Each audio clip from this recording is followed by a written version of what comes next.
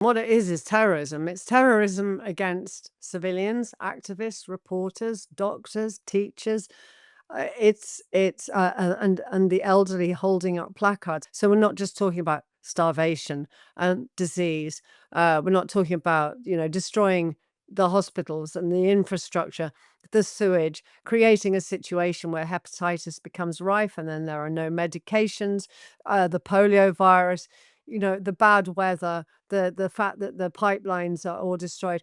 If you look at everything that the Israelis have done and are doing, then it becomes this Rubik's Cube of genocide. Hello, and welcome to Attrition. I'm your host, Ammar Kazmi, and in this show, we delve into the forces of war, imperialism, and Zionism, exploring their impact on our world and what it will take to overcome them. With your support, this podcast is continuing to grow, allowing me to interview a range of interesting and important guests. If you enjoy this content, please make sure to subscribe to the channel, to like this video, and to follow us on TikTok, Instagram, and X. Today, it's a privilege to be joined by Sarah Wilkinson. Sarah is a British independent journalist and a long-standing campaigner for Palestinian liberation. She began her professional career as a graphic designer and illustrator before transitioning into the world of journalism, where she's become known as one of the few Western voices providing unfiltered coverage of the situation on the ground in Palestine. Because of that, Sarah has been targeted by the Israel lobby, and in August 2024, she became the latest British journalist to be targeted for arrest.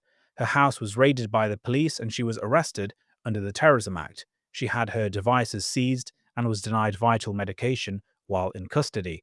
And since then, she's been living under strict bail conditions that effectively aim to gag her work. Although she was able to join the recent global Samud flotilla that aimed to break the blockade on Gaza before being arrested again upon her return to Britain.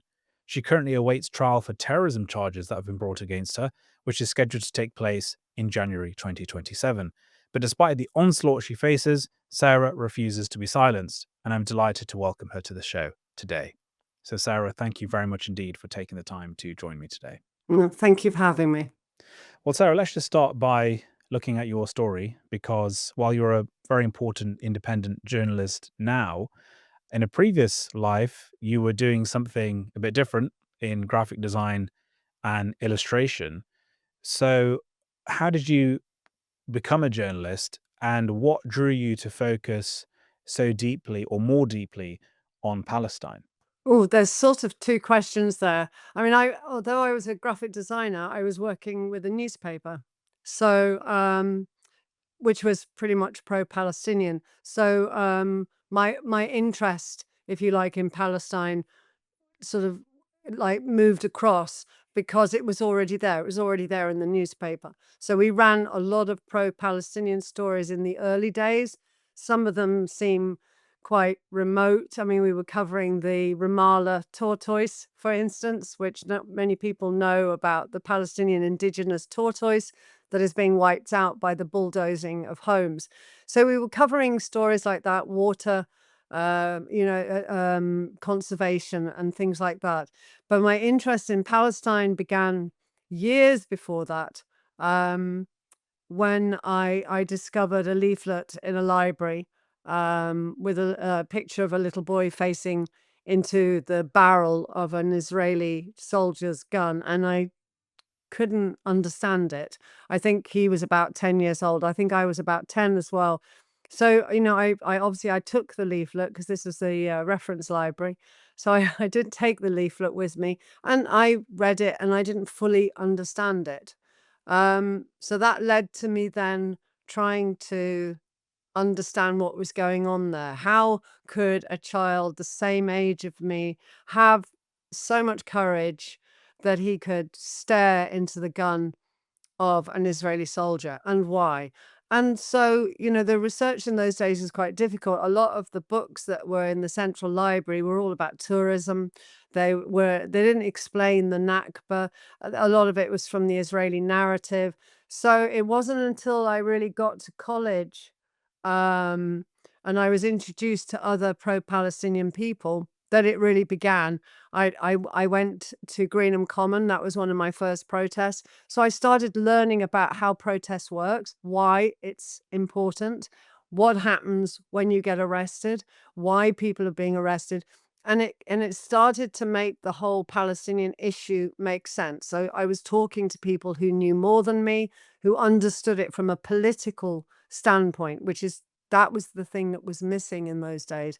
So when you've done something for so long, when you've read about something for so long, it becomes intertwined in your, I suppose, in your blood. I'm not quite sure whether the Palestinians would want me to say that I have Palestinian blood, but it becomes entwined with you yourself. Everything that you do revolves around Palestine, and you grow up revolving around that research. And so then you start to meet people and have pen friends, because it was before the days of Facebook and before the days of Twitter, certainly. So the Palestinians that I was talking to, I was doing so by letter.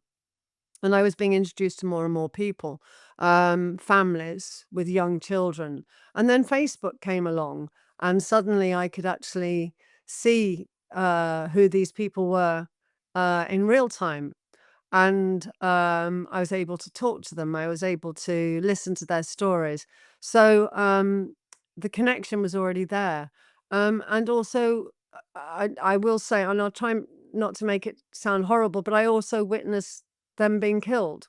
So this was the first time, and it was many years ago, my pen friends hiding under their kitchen table were bombed 2012, I think. And only the mother survived. Her 6 children were killed. And she talked about having to make the choice of whether she saved the baby or she saved her mother, because both were on the top floor of the building. And she saved her mother, and was racked with this enormous guilt that the baby had died. And but then even her mother also didn't survive. So she was the only remaining person. Those were my original pen friends. So that was the beginning. That was the introduction to, I have to do something here. I cannot help this woman. I'm geographically miles apart from her, but I have to do more than just read. I have to do more than just wave a flag and wear a t-shirt. I have to actually become more proactive. I have to save the next family. I have to do something. And also learning to live with the shock of losing my first pen friends, I suppose. They were my first loss. And from then on, I have lost many. It's never got easier, but they were my first greatest loss. And so there's always a place in your heart for people that are your friends. And then you want to find out why they died, what happened, what is this is needless, what can you do to solve the situation. So you become much more politically involved, and you start protesting properly, and you start understanding the story properly, and you start reading about the politics properly. So yeah, it grew. It expanded, if you like, much the same as the Greater Israel Project. But yeah, that's how it was for me. Well, I mean, the Palestinian cause has the capacity to awaken the moral consciences of people. And I think what you outlined will certainly resonate with a lot of people. I mean, certainly for me, uh, it was a case of, as you say, you sort of have this knowledge, or once you encounter the Palestinian question, you instinctively start to understand that this is an oppressive situation that should be overcome, that Palestinian liberation is something that's right and should be fought for. But then there's that gap between knowing something and then working out, well, what is your role in that process of liberation? But as we know, walking on this path for the liberation of Palestine often comes at personal sacrifice. We know that the sacrifices that we endure here in the West are trivial compared to what Palestinians face. But in terms of campaigning here in the West, you can face quite severe consequences, not death necessarily, but your case is a case in point. I mean, the strength of the animus against you from the Israel lobby is no doubt motivated by how effective you've been at reporting on Palestine. So let's just get into that. I mean, in August 2024, your house was raided. you were arrested and subjected to quite fierce repression. Walk us through what happened to you on that day and sort of the immediate period afterwards. Yeah, it should be included actually before I start on that, that, when we began campaigning for Palestine, we did not know that the repression or the oppression was this is how it was going to be. We didn't know that we were going to be targeted or that we would be arrested. There was no indication that suddenly it was going to be criminalized. So yeah, in August, um, I was woken up about 7:10 by 16 balaclavaed, I have to call them thugs, when there were some uniformed police trailing behind. But what you see come into your house is plain clothes. You can see black vans. The top end of town is closed off. The locals are terrorized because they don't know what's happening. They think it's some sort of gun raid. Some said they didn't know whether they should run away, duck, or film it. They actually didn't really know what it was. And they're in your house. They say they have a warrant, but they're not going to reveal it to you. So they're in your house before you have a chance really to know that you should actually be shutting your door at this point and demanding a warrant. They're in already. I mean, there isn't the time. And you're pushed against the wall. My son was pushed up against the wall. My house was absolutely ransacked. They were very clever. They filmed it looking as if it was okay. And then most of the damage was probably done after they turned the cameras off. They hid things in places, they looted, they took things, they didn't list items. My son was thrown out of the house. I mean, he's just in his boxer shorts. So, he then rang his dad, who came to support him and obviously probably bring some clothes as well. And, they tore the house apart. And in doing so, my mother's ashes were scattered all over. I live, my bedroom's actually an attic room, so it's spread all over the attic. And we still haven't managed to recoup all of her remains. There's a quarter of her remains missing. And to have to use a dustpan and brush to sweep up your mother's remains, that's gonna stay with me for a long time. That was quite hideous. The fact that, they didn't really care how much damage they caused. I mean, clothes, underwear, everything pulled out everywhere, and then they made some attempt to shove things back in the wrong drawer or the wrong wardrobe, and then, of course, as soon as they left, everything it fell out on the floor anyway, so it's an absolute hideous mess.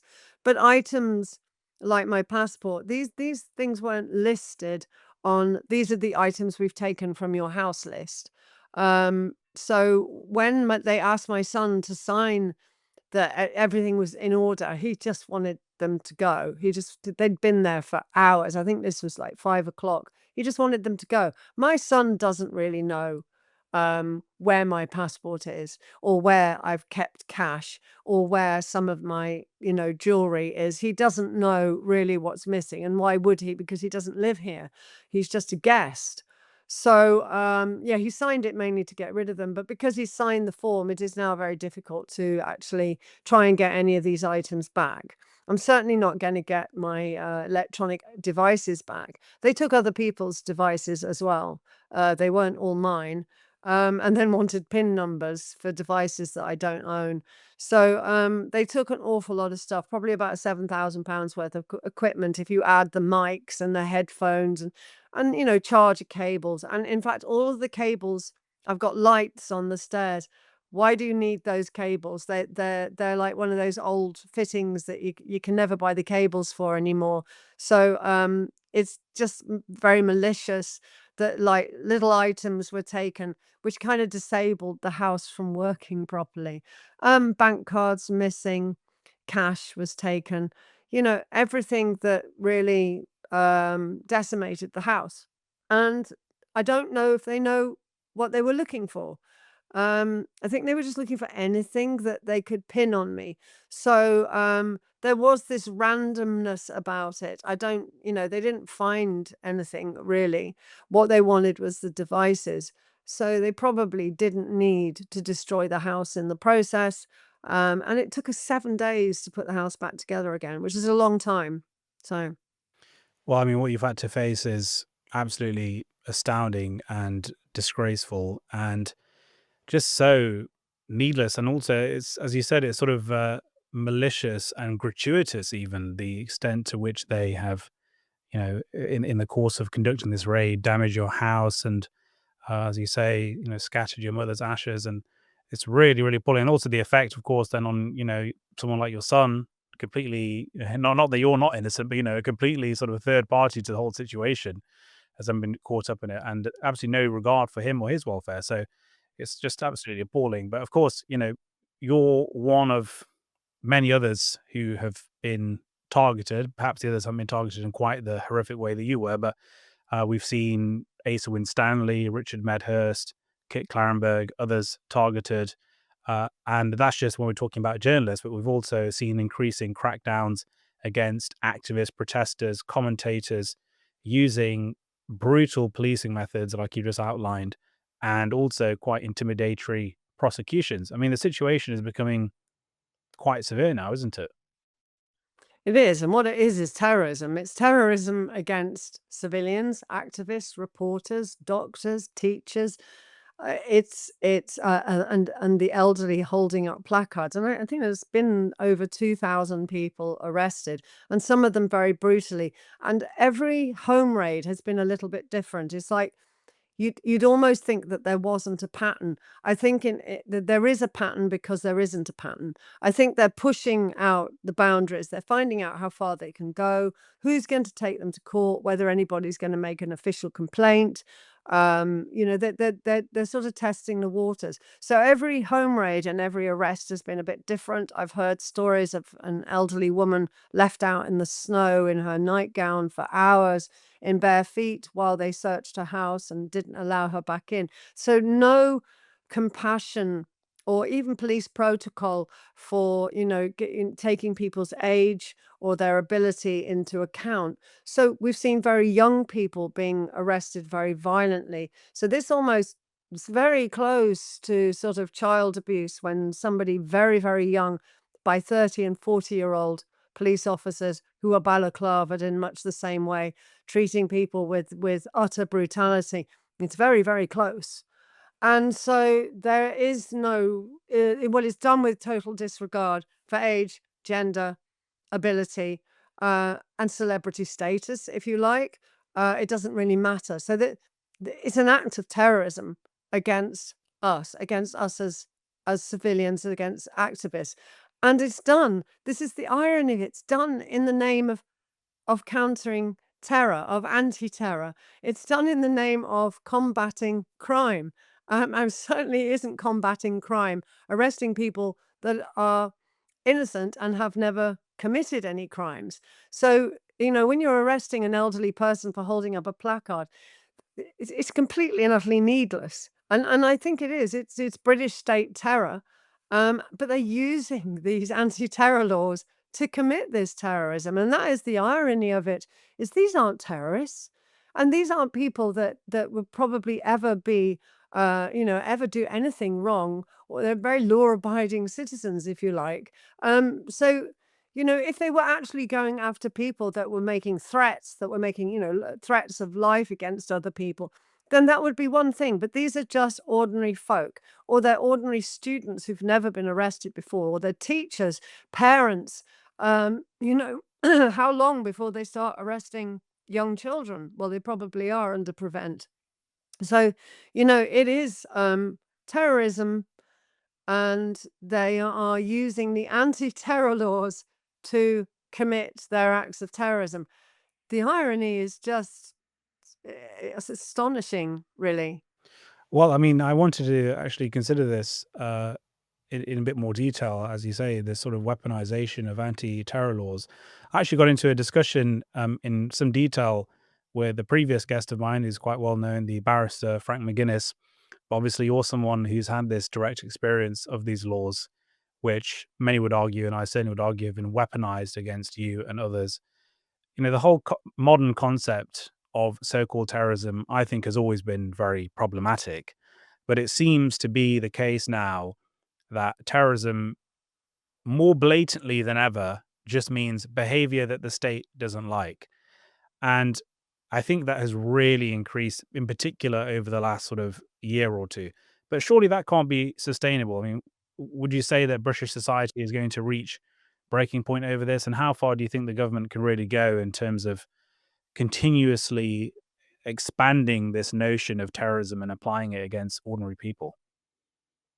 I don't know how far it will go, and I don't know what the intention of it. I know that there is well, when you're talking with young people, people who say, "Oh, I'd never ring 999 anymore. I'd ring for a taxi to come and help me, but I'd never ring the police.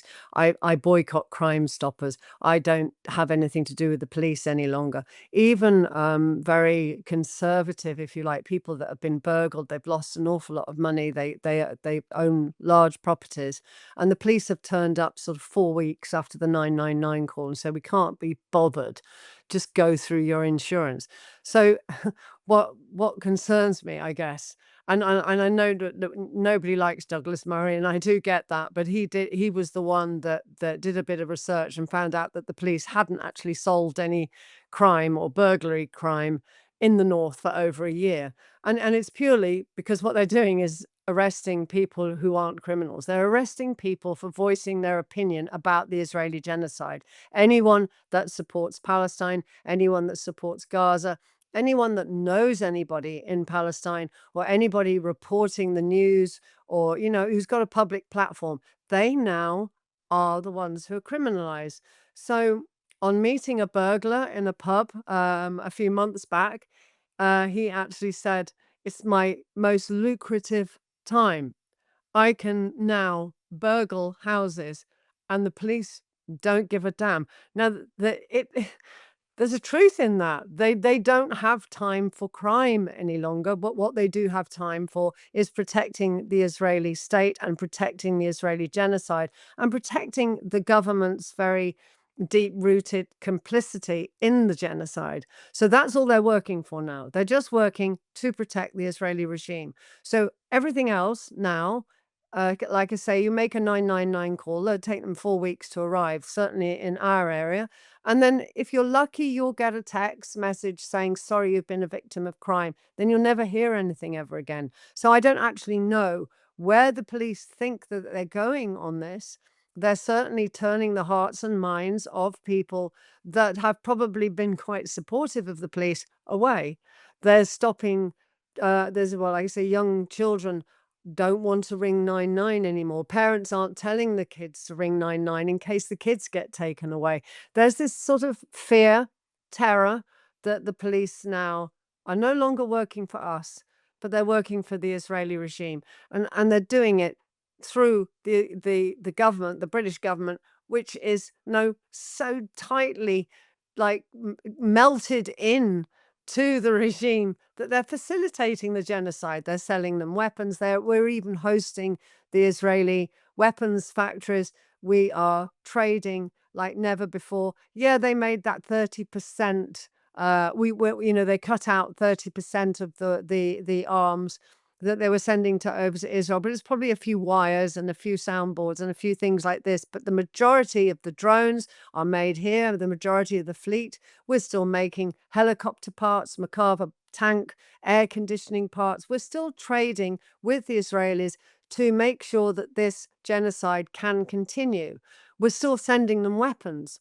So, yeah, we've got to a stage where, I mean, our government's no longer working for us. The police aren't working for us. I'm concerned that the judicial system is not working for us as well. Um, I don't know what will happen with these 2,000 people. Will they just acquit them? Will they drop the charges? Will they continue to harass them? Will there be more home raids? This is fascism. Um, and it's crept into our lives without us really noticing, to the point now where, you have to lock your door every time you go out. You have to have a double lock on your door now when you go out. You have to hide your devices. You have to turn things off. You have to make sure your PIN numbers are changed. You have to make sure everything is encrypted. It's like we've become paranoid of people that used to once serve us or used to once protect the communities. They no longer do that. They're becoming our enemies. And I don't know where that leads. I don't know what the pushback will be, but there will be one. There will be one. Well, I mean, just briefly looking at this question of the police, we know that they're an arm of the state, but they're supposed to be operationally independent. But it seems that now they're not even operationally independent, right? There's just this pipeline of demands coming from the regime in Tel Aviv to the British government and then passed on to the police. And then this goes to a question that seems to rile up a lot of people, but which I think is very important, which is who exactly is driving this push to silence pro-Palestine voices in Britain? I have my own view on that. Some people say that it just comes directly and organically from the British state, which supports Israel because it's simply a Western colonial outpost. But I think that oversimplifies the question because we saw, particularly under Jeremy Corbyn when he was leader of the Labour Party, how the Israel lobby in Britain intensified and battle tested new censorship methods to go after pro Palestine voices in Britain. And that came from the Zionist entity. It didn't come from Britain. We saw how the former Israel ambassador to Britain, Mark Regev, worked to push these strategies. That's when we had the widespread rollout of an official definition of anti Semitism with the IHRA working definition. We had the revival of a group like the Jewish Labor Movement to help take down Jeremy Corbyn. We saw the case of Shai Massot, the Zionist spy, working to take down even a conservative minister, Sir Alan Duncan.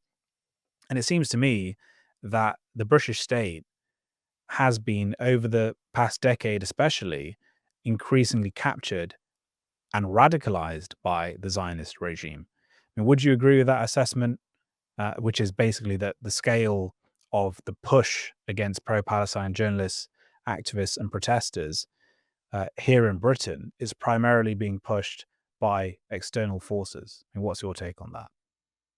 I was waiting for you to say occupied. Are we occupied? And yes, we are. Everything's coming straight out of the Tel Aviv playbook.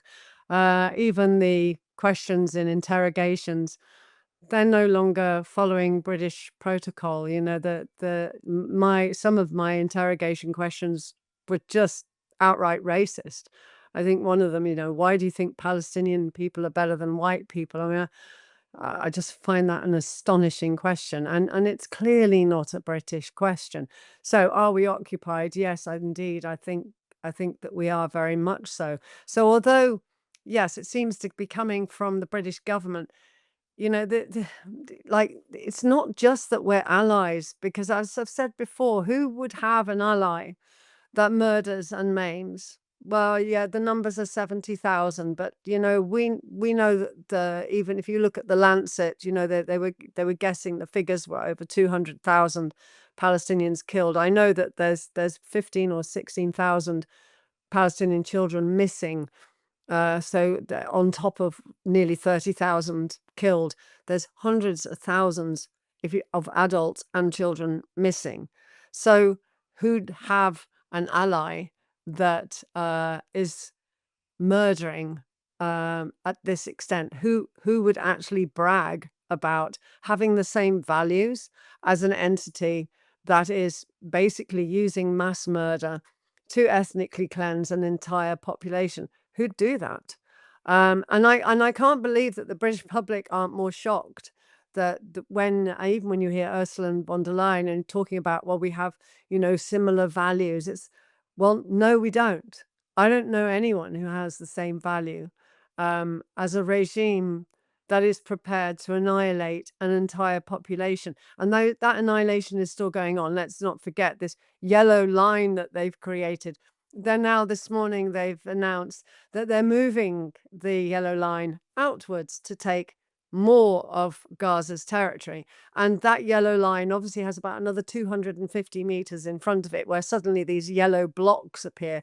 And let's not forget, it isn't a sprayed painted yellow line. It's an invisible yellow line, and it's an excuse to continue the genocide, to continue killing innocent Palestinians, young children playing football, just who accidentally cross over this invisible line.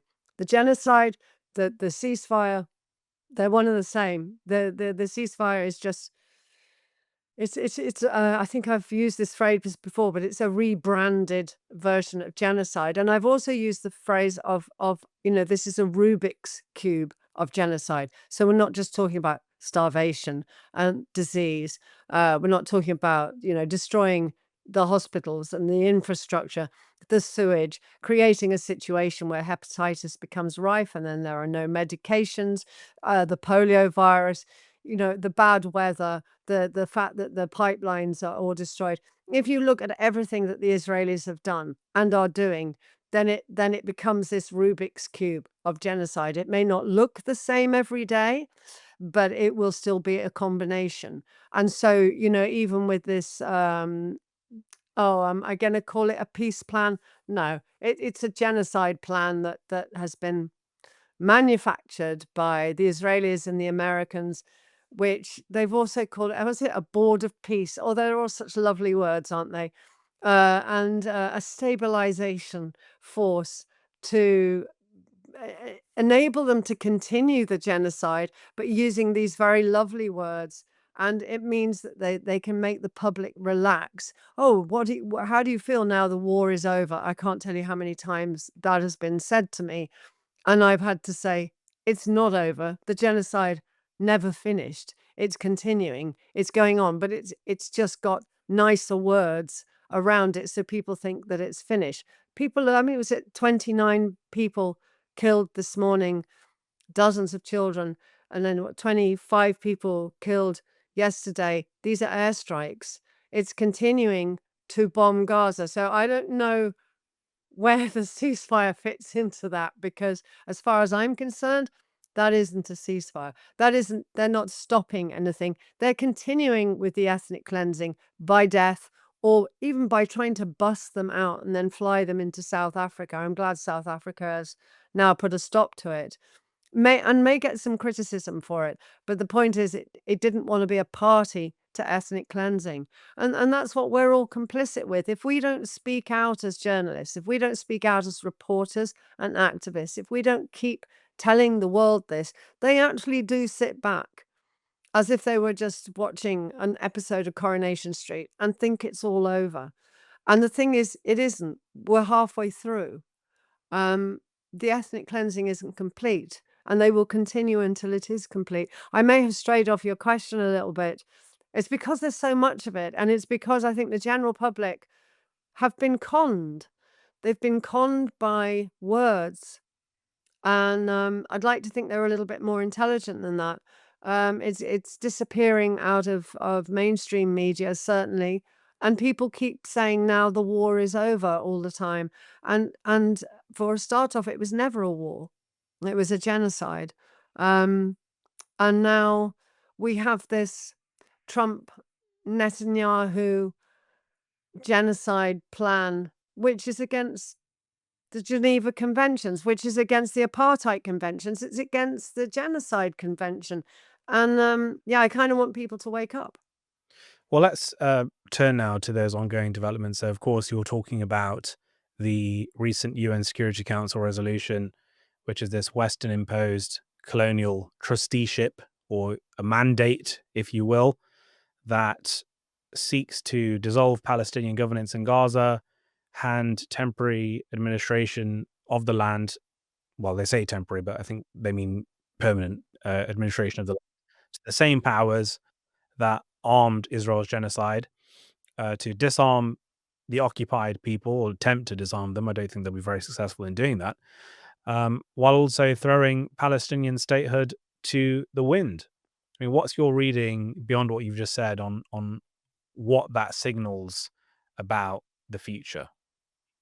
I think, isn't that what they always wanted? This was always the plan, to dissolve Palestinian statehood, to prevent the Palestinians' right of return, which is an inalienable right, by the way, to not to have to pay reparation costs, to create a situation where Gaza is uninhabitable, to then say use voluntary migration, which is enforced migration, to get them out there, to continue killing, to find a way to continue the genocide but under a different form. Isn't that what they were always doing? I can't actually see the difference. This is exactly the same, but it's got some very pretty words around it.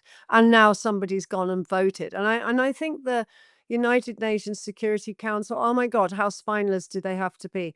I don't know whether I was the only one praying for Russia and China to veto it, but no, it was worse than that. They abstained, which is like, we might have vetoed it, but we decided that we'd do a trade and stay and just stay quiet. I mean, it's even worse.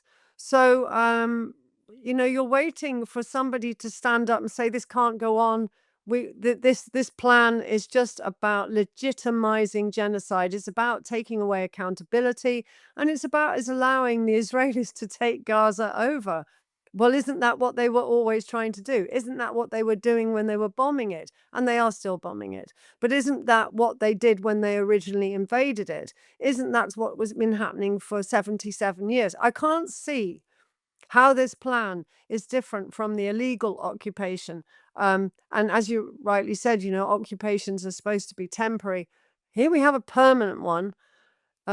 We have dozens of violations of international law just inside this. I'm going to keep calling it a peace plan, and I really don't want to. Just inside this Trump-Netanyahu genocide plan are multiple violations of not just the Geneva Convention, but international law itself. Multiple violations. It is disabling the Palestinians the right to self-governance. It is. There's nothing in this plan which is aimed at giving the Palestinians what they've always wanted and always resisted for, which is self-determination, which is the chance to actually belong to their own land and own their own land and govern their own land in their own way, no matter who they vote for. It's removing their ability to continue living there. Well, isn't that what they were doing in the first place? This is just a different side of the Rubik's Cube. And it's a clever one because, there are people that think, oh, Trump's a hero, he's come along and he's going to make peace. He hasn't made peace. If 29 Palestinian people are slaughtered in one morning, and then the day before another 25, and 13 children the day before, I'm sorry, I'm not quite sure where that is peace. I'm not quite sure if you want to call that an incremental genocide because the numbers are smaller. Well, eventually you will carry on and you'll have an entire genocide. Nothing has changed. I was even thinking about the Colombian peace plan when I read it. Everything was good until they said, but of course, we would like the Israelis to continue being able to have Jerusalem as their capital. Okay, so previous to that, they had stated that they had to withdraw back to the 1948 lines, and they had to pull out, and then no more settlements. And then they say, oh, but you can still have Jerusalem as your capital. So how in God's name do you do that when so you've got to ethnically cleanse Jerusalem of the Palestinians? So in some ways it completely contradicted the beginning of what they were trying to say. Theirs was the best plan, but at the end of the day, it's still, once again, an excuse to continue ethnically cleansing Palestine, central Palestine, Jerusalem, and then, oh, but we'll give you Abu D, we'll give you East Jerusalem as your capital, which is actually a rubbish dump. Now, I don't mean to insult Abu D. There are people that live there, and it's their environment, and it's their home, but it's been turned into a rubbish dump, and so that's what going to become the Palestinian capital when Jerusalem is their capital. I can't see how anything's changed. It's just been relabeled. That's my point of view anyway. Well, I mean, people talk about the fact that the Nakba never ended, that it's an ongoing Nakba. And it seems to me, quite rightly, as you've pointed out, that nothing has changed. All that changes is the pace and also the framing around the genocide. But the genocide always continues. And of course, that was always the Zionist plan. Even if you look at the so-called labor Zionists, who were the majority back then and sort of considered the more moderate wing of Zionism, not that there is any such thing. But David Ben-Gurion and the Labour Zionists, who of course were the people who created the Haganah, which then became the Israel Occupation Forces, and which carried out numerous massacres alongside Zionist terrorist organizations during the Nakba, they were very clear right at the beginning that they would only accept a partitioned state so that they could eventually take over the rest of Palestine. And of course, that comes with, as I think Ben Gurion said, brutal compulsion and also expulsion of the indigenous people, and not just their expulsion, but also their mass slaughter, of course, as we have seen. You made reference earlier to the Great Israel Project, which is the Zionist expansionist plan to conquer all of historic Palestine, as well as to absorb parts of Lebanon, Syria, Jordan, Egypt, and beyond. In the West, for many years, this has often been treated as some sort of conspiracy theory, but the Zionists talk openly about it, and they talk more openly about it now than they ever have before. And we even saw Netanyahu recently visit some of the newly annexed land, or the newly occupied land, I should say, in Syria. How serious is this Great Israel plan, and what effects could that have for the region in the coming months and years? I do hate making predictions because they often come true, but there was a time when it wasn't okay to talk about the Greater Israel Project. People did think you're right, that you were a conspiracy theorist, but it's absolutely true. And I wonder whether some of our arrests and our trials and our court cases have been perfectly timed around 2027, 2028, and the end of 2026, when you will see a much bigger expansion going on. And that could very likely, when when they said they're going to bomb Gaza back to the Stone Ages, well, we're looking at Lebanon could very easily end up in this situation. We've only seen a small taste of it at the moment, and the southern Lebanon is being bombed, and people are being killed, and now they're attacking a Palestinian refugee camp. But a lot of Lebanese people, as we know, have been slaughtered, and the pager incident. And I think what we're going to see over the next coming year and towards the end of the year is a real push.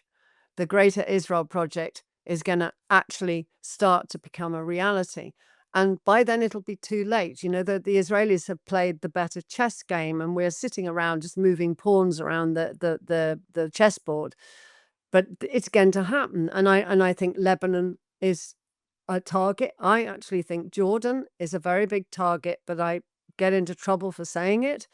But I also think Syria, and obviously there's parts of Saudi Arabia that are very much involved in losing their land to the Greater Israel Project, and North Sinai, North Sinai. Sorry, I think of the two places. And if you look at the Greater Israel Project, that takes the Suez Canal as well. So, the Egypt, I know that the Egyptian people are very supportive of Palestine. So this is not against the Egyptian people, but Sisi is being very careless about one of his main sources of income. And that's not just the tourist industry over the pyramids, but the Suez Canal. Now, if you look at the Greater Israel Project map, that includes the Suez Canal, that includes parts of Saudi Arabia, that includes pretty much most of Lebanon. I don't know what is going to be left of Lebanon. And I think if the countries don't start rising up and rising up very quickly, it's difficult when you've got America sort of pressing down on you. But, if something isn't done very swiftly, I think that the same time that we are no longer able to post, we are no longer able to work as journalists and reporters. Don't forget, it's 250, Palestinian journalists have already been slaughtered. But we're also looking at the silencing of hundreds of very big people with very big platforms. That is when I think it will all happen. And this is a preparation. This taking us to court, accusing us of this, accusing us of that, trying to jail the people that have been on YouTube, like Richie Medhurst, trying to jail Craig Murray, trying to jail myself, I suppose, trying to jail anybody who's been outspoken or anybody who's prepared to tell the truth tellers, then it's all going to happen at that time when we become silent. And this is, I've got a sort of, I suppose I'm not very positive about all of these court cases because they do not want people exposing these plans. And how do we expose them? We expose them through social media. It's going to be difficult to stop people. There's a legal reason why they can't stop people using social media. The only way they can silence us is to jail us. And when we are all jailed, that is when you're going to see all of these things start happening, this mad push to start taking more and more territory in Syria, but Lebanon in particular, and Jordan. I feel that Jordan is a holding plateau. I mean, there's a lot of Palestinian refugees live there, but it is also a sovereign country whose king could be forced into exile. The the Greater Israel Project is actually one of the most dangerous things that we have ahead of us. And in some ways, the British state is preparing a way, is preparing a pathway so that it can do that. It knows BBC isn't going to cover it. It knows that the mainstream news is not going to cover it. So it's got to silence all of the people that would cover it. And funnily enough, when you look at all of the names of the people who've been arrested, those are the ones who are most prolific on social media, on Twitter, or other platforms, telling the world, wake up, this is happening. Now, they silence all of us. They're just going to quietly get along with it. And I think this is why the dates of the trials are done specifically, because these things are going to start happening by the end of 2026. I would be surprised if you don't see a lot more bombing in Palestine, maybe the destruction of Al-Aqsa Mosque, which I think will make a lot of people gasp. But I do think the collapse of Al-Aqsa Mosque is imminent if they continue their excavations. Maybe all this will happen by the end of 2026 when we've all been silenced and we're unable to report about it. Hopefully, somebody will fill in. But at the moment, people are terrified. People are terrified to take over, if you like, posting 30 to 50 tweets per day. It actually takes up your whole day. It's a full-time job. There isn't really anybody else doing it. So all of those investigative journalists, we're all being silenced. And I think we're being silenced for a reason. And the Greater Israel Project is the reason. And it has begun already. I think Francesca Albanese said it's already begun. And I think she's right. But it hasn't begun on a big enough scale that it's noticeable. And so they're getting away with it. And so, yeah, I do fear the amount of arrests that are being made because they are prolific reporters and activists, and they're the ones that we need to pass on to the next generation. That something big is going down, something bad is happening, and your government is facilitating it. Do something about it. Get out on the streets. There is no ceasefire. This is all a ruse to make you relax. And so, yeah, it's all internet. It's another part of the Rubik's Cube. Well, I think you've just outlined how vital your case is. So let's just go back to that. Where does that stand now? I appreciate that you can't get into all of the details and technicalities, but could you explain what charges you're facing and what your current bail conditions are like? I mean, I was hoping to be able to record this show in person with you, but your bail conditions meant that it was too logistically difficult to even make that happen. So explain to us what your current situation is like. Well, there's 5 charges of terrorism, and actually, I would prefer to call them 5 charges of supporting Palestine, because that's what it is. They're journalistic posts that I've made. They seem to be increasing. I'm pretty sure that I started off with 4 on my charge list. I've now got 8. But the Terror Act is a little bit fluid. It's not static. They can arbitrarily change it as they go along. So, yeah, so it's 5 charges. Now often when we go to court, I mean, I've won all my court cases up until now. Um, I think I should say Bismillah at that point, but this is 5 charges in one case. So, that's a lot of charges to to win, if you like, to be acquitted from. So I could get acquitted maybe of 3 or 4, and then it's very difficult to get acquitted of the 5th. Maybe the jury just feel they can't keep saying not guilty, 100 times over. That they feel embarrassed. They've somehow got to say guilty at some point because it just feels ridiculous. I mean, I have to be acquitted of all 5 charges, and I feel that I can because I don't feel that I've done anything apart from report what's going on in Gaza. And sometimes I've reported it from the Palestinian side. I've certainly not reported it from the Israeli side. But, and I've used other journalists. So I've reported other journalists' work. And so those journalists are also either have been arrested or on the target list. So, and there's more to come. Let's not forget that the police haven't finished here. So it is a very difficult court case, which I probably can't go into that much. It's a difficult court case because, supporting Palestine, which is what I do, reporting about Gaza, which is what I do, is the actual thing that has been criminalized now. So you're speaking to a jury about supporting something that the government no longer wants you to be able to do. And they will find some way of criminalizing you. And I think I saw it in another interview, even if I get acquitted of all 5 charges and I come out of court, they will then have to find something else because the Israelis want us to stop posting. They want us to stop telling the world what is going on. They want to stop the people who are doing all of this investigative research. And it isn't me. I mean, God bless them. They're doing an amazing job at investigating and sort of pulling out and finding links with, very dodgy or spurious companies that are also attached to the Israeli regime. So they're doing all of the hard work, but all of these people are facing enormous risks. So you take all of those away, you take all the journalists away, and we've lost 250 journalists in Palestine. So they're the ones who are reporting straight from the ground, the eyewitness reports. They've taken out the international journalists. The BBC won't touch it with a barge pole because it's so Zionist now. I mean, I wouldn't even turn it on if you paid me. So, basically, everybody is being silenced to facilitate something very big that's going to happen. And yes, that does sound conspiracy theorist. But when it happens, when it ends up on our doorstep, when suddenly, maybe parts of Cyprus end up being involved, and then we've got Europe involved as well. When it happens on our doorstep, people will say, oh, yeah, I do remember her saying, 3 years ago, this was going to end up on our doorstep. And I think really you only have to look at it logically.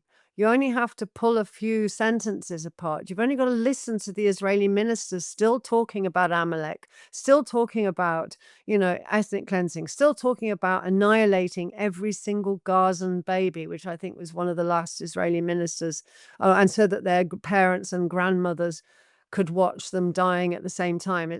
I've very, very misquoted that tweet, but that's a recent one. So the Israelis are telling us what they're going to do, and it's like the world just isn't listening. And it's extremely frustrating knowing that if I am silenced, I don't know who will replace me. I'm hoping somebody will, because all that's needed is not about me. It's about making sure the story gets out, because we are facing something very, very dangerous here. And Al-Aqsa Mosque is the third holiest site of Islam. We've already seen what's happened to Ibrahimi Mosque, and it's half of it is a synagogue. You know, people have got to be on the ball, and I think this vote at the United Nations Security Council has taken people off the ball. And I think it's proved that people have got no spine. It's proved that people have got no courage. And it really is proving that the only people with courage are the Palestinians. Well, Sarah, I mean, just going back to your case, I mean, obviously the whole situation there is appalling. And just lastly, I mean, I know that we people listening who want to be able to help you. So, I mean, what's the best way that people can actually support you with this case? Actually, I've had the most amazing support. And I do keep saying, I do keep trying to reply to all of the messages that people are sending me, and do you know what? There's hundreds, and I can't believe the support I've had. And, I guess, I'm not the story, but I really do appreciate all the support that I've already had. And I think for me, if I am silenced, I want somebody else to follow in my footsteps. I need another 100 of me to go, right, her tweets aren't there any longer. We'll do them. Let's us do them. All it is research. All it is following the news of the day, is connecting with people in Gaza, connecting with people in Palestine, and basically doing my job for me. I just hope that things just don't go quiet. And I'm not just thinking about myself. Richie Medhurst is a very big voice, very, very good investigative journalist. Electronic Intifada. These are all very good investigative sites. Drop Site News as well, and if everybody gets silenced, who's going to do that job? So I think support wise, thank you already for all the support I've had. But the best support would be to know that somebody comes along and just fills my shoes, and fills the shoes of the other journalists, and fills the shoes of the other investigative journalists, so that we can keep this moving. Because if we don't, then social media is going to go quiet, and we're going to go back to dogs, cats, and kittens. Well, with that, I'm afraid we're going to have to call our conversation to an end. I really appreciate the insights that you've been able to give, Sarah, and I want to express my support and solidarity with you. I want to wish you the very best of luck with your case. And I'd ask anyone who's listening to follow you and also your work if they aren't already doing so. Sarah, thank you very much for joining me today. Thank you. Thank you. And thank you to all of our listeners and viewers. Please make sure to like this video and subscribe to the channel if you haven't already done so. Help us to overcome the algorithmic limitations that we're facing, and we'll see you on the next one.